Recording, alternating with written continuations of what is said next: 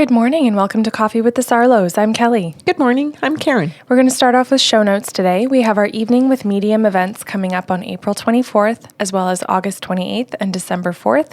Tickets are on sale at the website bysarlo.com, so make sure you grab those before they're gone. We have a second podcast series called Sips of Sanity. Those are about 10 to 12-minute shows. We pick a topic that is in the area of emotional or spiritual intelligence, and Kelly and I give you a toolkit. The very first show in a series of 5 can be found on the website bysarlo.com. The other 4 are found on patreon.com/bysarlo. And our site is going to have an access for you soon to the Patreon site.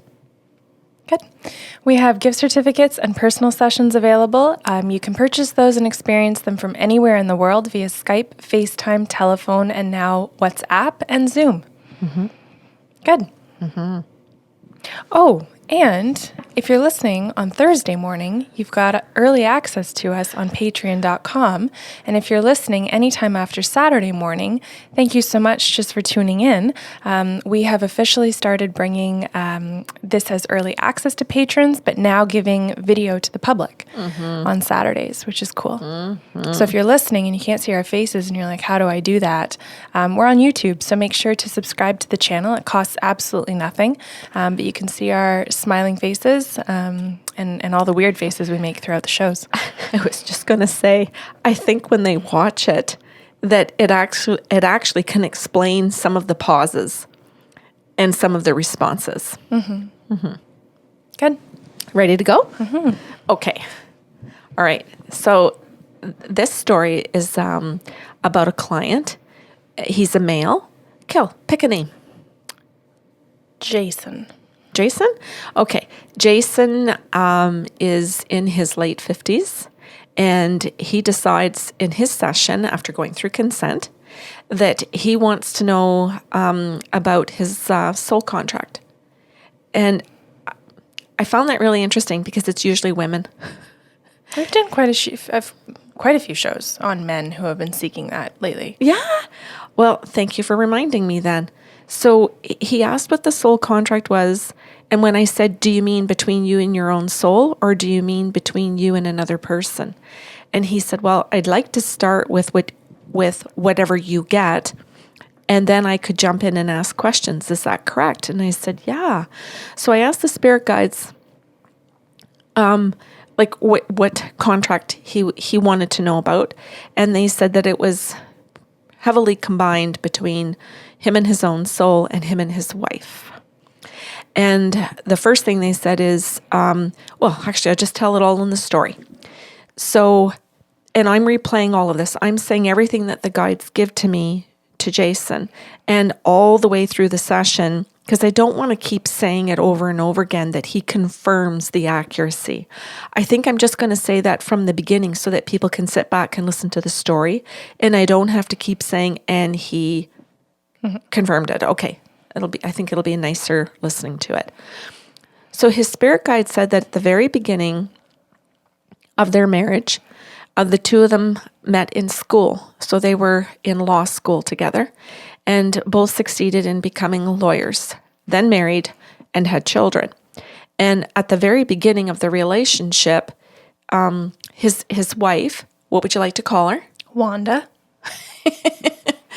Wanda, would cross boundaries. He would have a client, he'd have the papers on his desk, she'd go into his office, she'd see it, she'd read them, whatever he was working on, she'd pick it up like it was her own stuff. And when he wasn't around, she would even pick up the phone and call his client and give information. Or if she saw that he needed information and he had a Post-it note, she'd call his client and say, hey, it's Jason's wife, Wanda. I'm a lawyer, and I was just noticed a note on his desk, and he needs such and such a paper from you. Thought I'd help out. And for the most part, the clients were always shocked. But sometimes she really was fulfilling a need, so they'd let it slide. And sometimes they wouldn't. They'd bring it up and say, did you know your wife called me? Like your wife looked at my file and told me that I wasn't getting it, this settlement. I got 3,000 instead of 5. Like she would even call his clients and give results, like give information that was confidential. And he covered for her. He would say, "Oh yeah, yeah. What did you think about that?" Or, we did our best, and he would slide over it. He would never really address it. And if somebody got heated about it, then he would apologize and he would do a little favor for them. He might say, "Oh, we don't need to charge you full amount for that. We can do a reduction." Like he would do little things. I'll say squirmy things. Shady. Oh, shady? Yes. Yeah, that's a way better word. So he did shady, illegal things. And I told him that. And he said, "Yep, that's really true." And I said, you did these things because you were too afraid that if you confronted her about it, because at the beginning he'd say, "You called my client? You, like that makes me look terrible." Mm-hmm. And she'd get into a pissy fit. And she would make him pay. So she might go home then and just not change the baby's diaper until he did. She would make the kids pay. She would bring it up in a group dinner. She would make sure, Curious to know what she would bring up in a group dinner, given what she did was illegal. She admitted to their friend group the shitty things that she did that were illegal. Jesus. So there is a friend group that also understands that she has crossed boundaries. And some of his friends actually pulled him aside and said, "Dude, you could lose your license. Yeah. Like, what are you doing?" And he would say, "Well, yeah, but like I'm at the point now where I could lose my license if I do anything." Mm. So it didn't take long for him to lose complete control and for her to gain it. It only took a few phone calls for him to realize, wow, if any one of these clients report me, I'm the one that will lose my license. She may lose it also. And then she would say things to him like, "Yeah, go ahead, call them. You want to lose the 2 cars? You want to lose the house in Florida? You want your kids to have parents that are lawyers or not lawyers? Do you really want us to both go work in a Walmart? Really? Minimum wage?" And she was like super condescending to the people who work in Walmart and live decent, honest lives, to think that her life was better because she was a professional or that she made more money or that she had status. And that as a couple, they had status. And that allowed them and their kids to be treated differently than those other families. And he bought into that. Unfortunately, I've already named a show title Gross, so I'm really racking my brain for another one. Yeah. Yeah, gross times 2 maybe. I don't know. But anyway, he said, "What's the point in telling me this? I've lived this shit." And I said, "Well, you asked what your sole contract was." He goes, "Yeah, well, I failed to see it." That you're caught? Yeah. You're failing to see that you're caught. Well, he doesn't. Okay. So yes, Kelly, he fails to see that he's... That's going to be a rough life review. Well, he fails to see that he's caught because even though he's come and he's booked this appointment and he's here to hear something, he's also still in defensive mode of, well, it's just Karen Sarlo. Who cares? You're just a psychic. Who's going to believe you? You can't call my association. Nobody would believe you. True. And that is true. So I said that to him and he goes, "Yeah.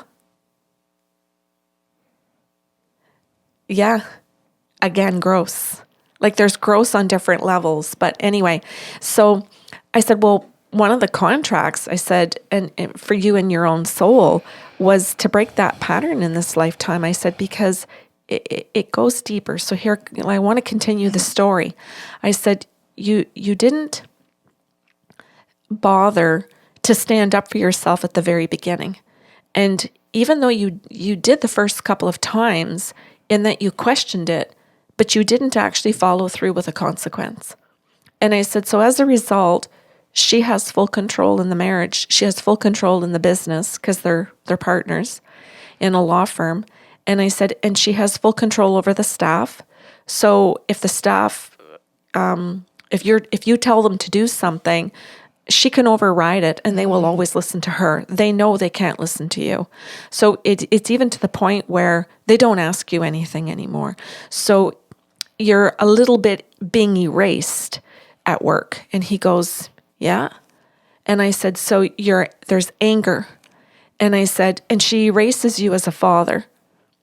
So you can go out and do things and buy the groceries and put on a party, and it's seen that you're a lawyer, you're a big person. I don't know what that means, but anyway, your ego is big. You can do things in society, like he's in the Chamber of Commerce and all these different things, and I think it's like, what do you call that? Knights of Columbus. Like he's in these groups where he really rises to the top. Like he can be the one, I don't know what the head of the Knights of Columbus is, the Grand Knight or something, but he rises high in that organization. And he purposely tries to find organizations and situations where women aren't allowed. And it's not really that he doesn't like women, it's that he doesn't want his wife allowed. Because then he can go in there and he can try, and this is something that I think is remarkable. He actually tries to have all of his integrity there. So somebody listening might think, well, he's a worm, so why would he be in the Knights of Columbus or in any group? Wouldn't he just be a shit? Wouldn't he just be an ass? No, he's the exact opposite. He really has integrity in them. He works super hard to be not just kind, but really a man of integrity and a man that he's proud of. So I said, they're apparently accepting conversation with you. Yes. I totally agree. I'm saying he finds pockets where he picks and chooses them. Yeah. Mm-hmm. I can see steam coming out of your head. And I'm sure she's having an affair. Oh, you know what? I don't know about that. But as I continue the story, he falls in love with another woman who's very kind. And has nothing to do with the Knights of Columbus, nothing to do with lawyers, nothing to do with anything in his life. She's just totally the opposite of all of these things that are currently in his life. Mm-hmm. She has her own career, but it's very independent. She's very true to who she is. She's one of these areas where he sees that, oh my God, I could really be me with her, just like I can really be me when I'm at the Knights of Columbus. Mm-hmm. And so he's pulled, what do I do? And this woman, what do you want to call her? Angie. Angie presents to him an opportunity to make decisions in his life as to, am I actually really going to come clean? And so he tells his wife, and she laughs in his face and says, whatever, dude. Like, if you want to go be with Angie, go. But like, I'll take down your career. You'll lose your license as a lawyer. Will she really love you then if you have no income? Mm-hmm. And he thinks, I don't know. I don't know if she'll love me then. I'm not certain. So now there's a little bit of uncertainty in that, even though he doesn't ask Angie any of those things. Angie voluntarily tells him these things like she knows that's what's important. But she frees him. She just says, do your thing. She's, like, there's a mess there. I don't want any part of your mess. So you figure out your mess. I don't want to be drawn into it. I don't live my life like that. So you've figured that out because you've got almost like 2 whole different lifetimes. And I'm not interested in an affair. I don't do that. I can acknowledge that we have feelings for each other, but that's all I can acknowledge because we haven't dated or been together. Mm-hmm. We haven't had sex. We haven't touched each other. We haven't done anything. I can just admit to an attraction. I can just admit that there are things that we like about each other, but that is it. And I'm not willing to take another step forward unless you clean everything up. And cleaning it up might mean that you tell your association what had happened in the past and take a fine or take whatever consequences. And that's what he does not want. Just like his wife doesn't want to deal with any consequences, neither does he. Mm-hmm. And so he looks at me and he goes, holy shit, I had never thought of it that way before. So he only saw it that he was trying to keep the family together, the lifestyle. He was being a good dad, a good son. He thought he was just being a good person because mom's crazy. So I don't want to go through a divorce. She'll probably take the kids from me. So I'll stay with her. At least there's one healthy parent here. So he thinks of himself as the healthy parent. Mm-hmm. And his spirit guide said, you've got to be kidding me. And so when I say this to him, he looks at me and turns like tomato red. And so I just kind of look out the window like, well, personally, I don't care. Like, I'm not shaming you. So I had to actually explain that to him and say, Jason, like, I'm not here to shame you. I'm just saying that the guides see everything. And that when you come to somebody like Kelly or I, that is what we're supposed to give you, is the truth about everything, with an opportunity to say to your spirit, do I want to come clean or not? But here you are at this point in this lifetime where you have an opportunity. And Angie's also an opportunity in this lifetime where spirit knocks on the door and says, hey, do you want your life back? Do you want to meld back with your soul again? Mm-hmm. You do have choices, and there are choice points in a lifetime where different people can come along. And I said, apparently you've got some friends in your friend group that have kind of like taken you aside and said, this is a shit show, dude. Like, your wife is ruining your career and your family and your health. Like, come on. Whether you lose your license or not, there can be another career with all of your expertise and skill. You can go out and consult. You can go out and do other things. It just means that life will be different, but you could actually have integrity and health and buy a house and create a home that's healthy for your children. And all he can think of is, well, I could, but then we wouldn't have 2 houses and we wouldn't have 2 cars and we wouldn't have the 3 vacations a year. And I said, well, no, you might have 1 vacation every year. You might have 1 vacation every 2 years. You might even decide vacations aren't that important. Live like the rest of us. Yes. You just might feel or figure out that there are other things that are important in life, and that having quality relationships fills you up instead of a holiday. And he just looked at me like, what? Good luck, Angie. Go, Angie, go. Run. Go, girl. Oh, there will be that's another too bad. person out there for you someday or not. Just go have your own life and have fun. Anyway, Angie's on her own and she is doing all of that. So he says, do you happen to know the timeline and all of this stuff? And I said, I do. I said, I do realize that I'm giving you a lot of your past and that the Angie days have sailed, meaning she didn't stick around. She got to see it and she moved on with her life. And as a matter of fact, as far as I can see, you're not welcome in it, even if you showed up, because she has seen all of this quite clearly and isn't interested in thinking or believing that she's there to fix you. Or what if? Or wait for you or think that you're going to change. She's learned her lessons. And he goes, what are those lessons again?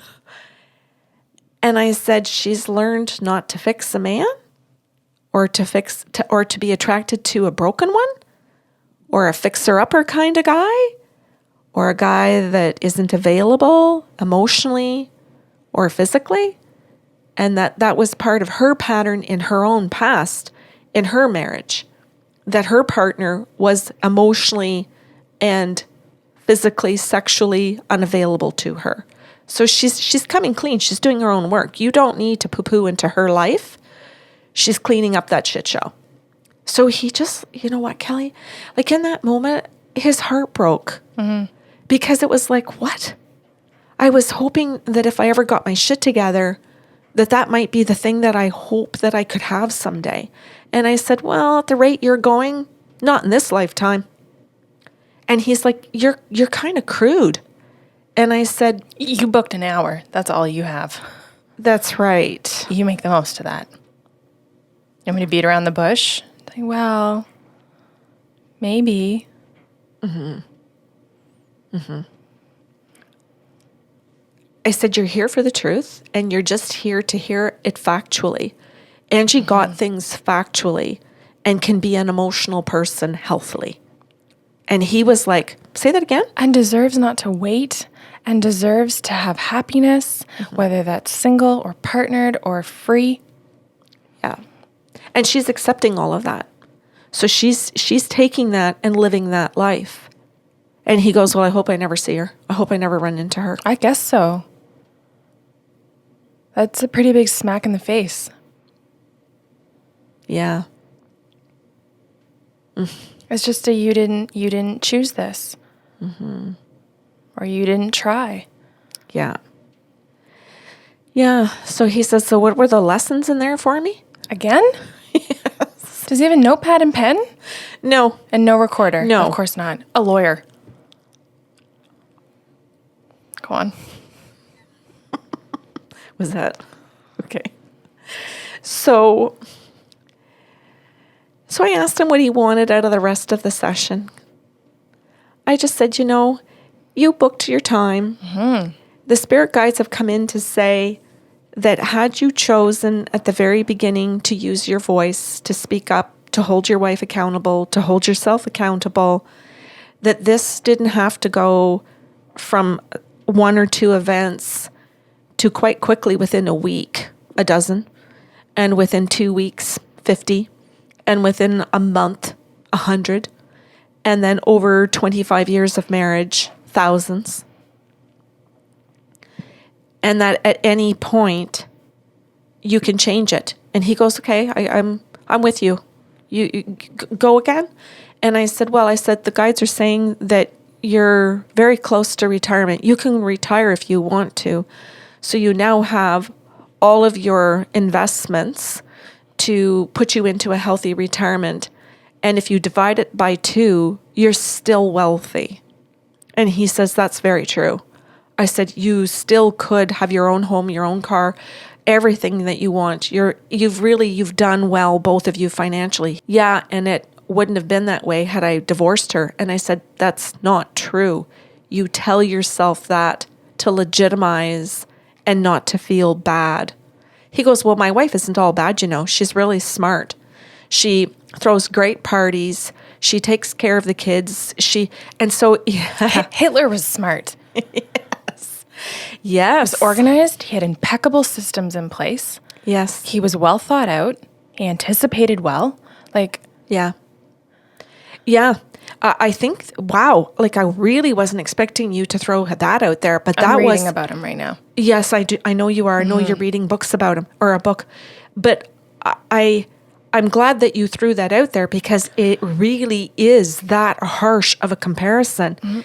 And he doesn't understand that is the role model that his children have watched all their lives and that they never got a healthy father. I said, they've always had the second version of yourself, not the good version that you thought you were with a possible person like an Angie or single. But your children have this man who gets beaten by his wife publicly, privately, in every situation.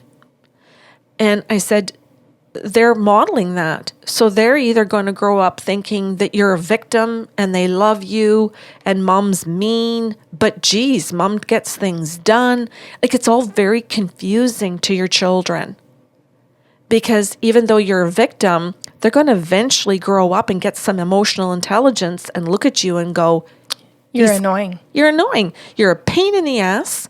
No wonder mom's mad at you half the time because you do everything she says and then you whimper and complain, but then you're happy when she gets it done. You use mom. They're going to see him as a user. instead of as a strong man that he thinks he is for putting up with a bitchy wife, with a controlling wife with mental health issues, which he's always walking around in his head thinking she's bipolar. She's this, she's that. Geez, I wonder if she's manic. Geez, there's narcissism. Oh my God, now. And so he's always got these ideas in his head with whatever he's reading, or whatever YouTube thing that he's watching. He's trying to figure out what she is with all of this behavior. And he gets very confused, but he just sits in the confusion and then gets sick of all of it and then dumps it and just thinks, well, I don't know which one she is. So he tries to find things to occupy himself. But I bet you not therapy. That's right. That's right. Which would have diagnosed it. That's right. But we don't want to go to therapy because it would mean then... Consequence. That's right. It would mean that somebody holds the two of them accountable, and neither of them hold each other accountable, and they don't hold themselves accountable. And so their children are going to grow up, and now they're adults, by the way. So he's got fully adult children in their, oh my goodness, they're like late 20s, early 30s, done university. Like they're living their own lives, where they're actually learning all of this stuff. And so he's noticing that they're moving far away. They don't want to live where their parents are. They don't want to have weekend visits. So they've moved like across the country, so to speak, or across the state. They're gone. And it would be better to have you come for 1 week in 1 year. And our place is so small, you should really stay in a hotel. So the kids are going to set all of the boundaries around him that he thinks his wife deserves, but he can't see that he's deserved because he only sees himself as a victim of this nasty, narcissistic, bipolar. I don't know. He's got so many terms for all of these things that he thinks his wife is, without thinking for even a moment of his own narcissism, of his own codependence, of his own mental health issues. This is really fun because I say fun because typically roles are reversed. We're talking about the female being the people pleaser. Yeah. We refer everyone to Beverly Angel's The Nice Girl Syndrome book. And I think so many people pleasers can stick their head in the sand and say, nope, that's not me. I'm genuinely a good person. But they may hear this story and want to crucify him and actually understand what people-pleasing is and how awful it is and how destructive it is, and maybe might still not see themselves the same way. Oh, absolutely. Or maybe it'll hit them differently because now they feel safe to be mad at a man and then go, holy fuck, that's me in my marriage. And like he has friends in the friend group that have backed away from ever bringing up anything about any of their behaviors. It's just, let's go out and have a beer with them. Let's go shoot some pool. Yeah, if he talks about his wife, there's no conversation. It's just basically, hey, could you put the ball over there? Could you get me another beer? They do their best as a group not to connect to him. That's sad. And he, you can see Jason sitting there, I'll say, destroyed, weakened, empty, so sad. And I think maybe for the first time in his life, understanding some of the actual consequences, because he's been running from consequences. And it's like, wow, as hard as I work to avoid them, you can't. And here he is, well into his 50s, fully realizing that he can't actually run from them. And I think truly being sad that his friends felt that they tried everything they could and that it was hopeless.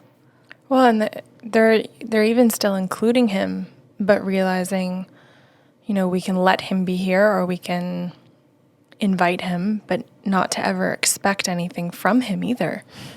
Because it's not that they're disconnecting from him. You're also realizing he's not allowing us to connect with him. That's right.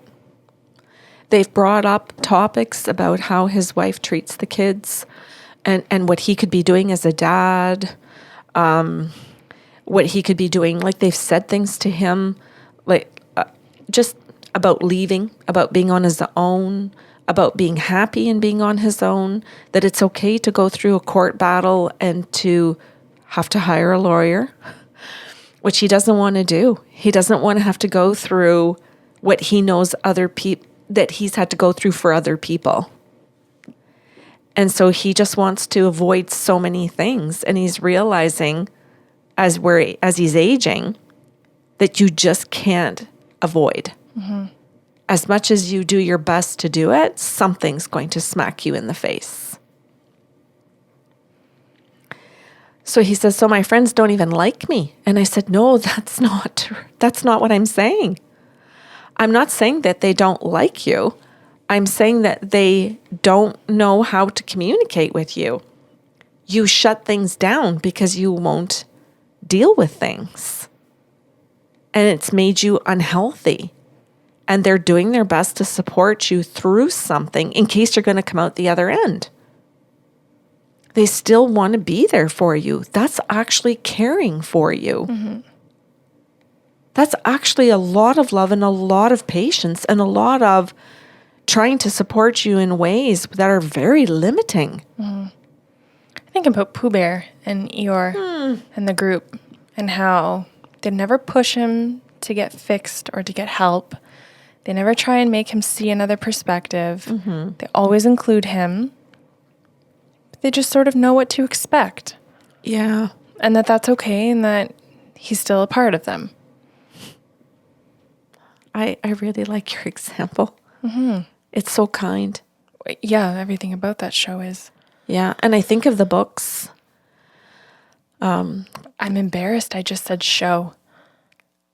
Oh. Because I'm a book person, but I did just watch the Christopher Robin remake. Well, and I'm thinking of the two books that I read as an adult, The Tao of Pooh and The Tay of Piglet by Benjamin Hoff, the two adult-written books that are just beautiful and illustrate all of that, just like his other stories of the Pooh stories do. Mm-hmm. Okay, so back to Jason. So his question at this point is, well, what do I do with all of this? Why are you telling me this? And I said, well, you came in here and you asked what your soul contract was, and you opened it up about between you and your own soul and between you and anybody. And the spirit guides came through to say that your contract with your wife had been to use your voice, and it's not too late. You're coming into your retirement now, where she won't be able to threaten you anymore with the loss of your career and your identity. I said, your wife has held a threat over your entire marriage for like 30 years to actually imprison you in a relationship. And you're at the point where you can walk out and be free. I'm not saying walk to Angie. I'm not saying that. I'm saying that you can set yourself free and work on who you are for the rest of your own life. And he goes, well, I wouldn't know how to do that. Oh, we know. And that's, yes. I said, well, yes, you've proven that. And I said, you've proven that to everybody. And he went, what? I said, well, your friends are saying clearly that they already know that. Your employees already know that, honey. And children moved across the fucking country because they know that. Yes. And I said, so this isn't news. You haven't hidden it from anybody. And he goes, what? I said, well, did you actually think you hid that from your children, your employees, coworkers, clients, family, friends? I said, you thought you hid that from everybody? And he goes, yeah. And I'm like, oh, you need therapy. And he goes, what? And I said, if you thought that you hid that, If you thought that nobody was ever going to watch a YouTube video, if you didn't think anybody was watching the news about what gaslighting means, or the forms of verbal abuse, like all of this is out now. And I said, so it's in movies, it's in everything, it's in books, it's in schools now, it's everywhere. I said, did you think that people were going to see that and not think of you or your wife? And I said, and by the way, your wife thinks that she's hidden this just as nicely as you. And he goes, well, doesn't that figure? And I said, well, yeah, because the two of you are in that bubble. Like I call that being in an egg. You're in that egg together. She doesn't crack it. You don't crack it. As long as you're stuck in it. I said, but your kids have cracked it. Your friends cracked it. Everybody else cracked it and figured it out and are just watching the two of you in your shit show. And he goes, okay. But you can see that he's still like, I'm not going to do anything. You've told me all this, and you know, I'll go back to my job because I'm not retired yet, and we'll see about this. It's fine. They're a dime a dozen. Mm-hmm. Yeah. And I said, I noticed you didn't write any notes and you didn't take a recorder and you're a lawyer. I said, so. Top level denial, buddy. Yes. Just crushing it. Yeah. I said, and I know of all professions that you know that you can write notes and that you can have a recorder. So I know that you set yourself up to come and hear all of this today, but at an arm's length, and that you picked a psychic, somebody with these gifts versus a psychiatrist or a psychologist, because you actually looked down your nose at me. And he just kind of put his head down, but didn't deny it. And I said, so I'm aware of that you think you're better than everybody else. And that's partly why you picked the profession and why you picked that kind of wife. Mm-hmm. That's because there are all kinds of women. There isn't one type of women. And there isn't one type of female lawyer either. That's right. I said, you picked a particular person to match you so that you could get away with all of this. And we were done. There isn't any happy ending to this story today. It's just simply what we got a testimonial last week about how great of a narrator you are. And I'm thinking about, and then we were done. Yeah, well, that is the hour. Yeah. And I maybe, people who do therapy or I don't know, physio, anybody that charges by the hour can sit there and go, yeah, sounds right. Oh yeah. No, I'm not disputing it. It was just funny in the way that you were telling the story. Well, I know you know this, Kelly, but for people who haven't seen us and are just listening to the shows, we have to listen to the spirit guides. We have to watch this like it's a movie. We get the feelings downloaded into us. So this is also meaning that during this hour, as I'm explaining this to him, I feel his rage. Mm-hmm. I feel his sense of denial. I feel his panic.